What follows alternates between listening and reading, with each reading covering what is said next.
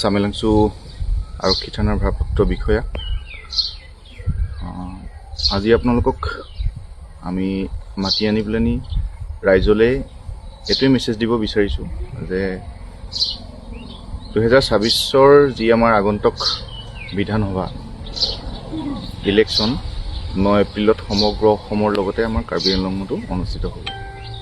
সেইবাবে আমাৰ আৰক্ষীৰ ফালৰ পৰা ইতিমধ্যে যি পদক্ষেপ এৰিয়া ডমিনেশ্যন, নাকা চেকিং, ফুট পেট্ৰলিং আৰু আমাৰ আগন্তুক বিধানসভা নিৰ্বাচনত যাতে কোনো ধৰণৰ অশান্তিৰ সৃষ্টি নহয়, অশান্তি পৰিৱেশ সৃষ্টি কৰিব পৰা কাৰকবিলাকৰ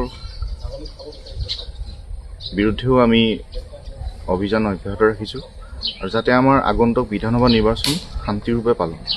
সেইবাবে আমাৰ চামেলাংচু আৰক্ষী থানাৰ অন্তৰ্গত আমাৰ সাধাৰণ জনতাকো আমি আহ্বান জনাইছোঁ যাতে আমাৰ গণতান্ত্ৰিক যি অধিকাৰ, সেই অধিকাৰ সাব্যস্ত কৰিবলৈ যাওঁতে যাতে শান্তিপূৰ্ণভাৱে শৃংখলাবদ্ধভাৱে যাতে তেওঁলোকে আমাক সহযোগিতা আগবঢ়ায়।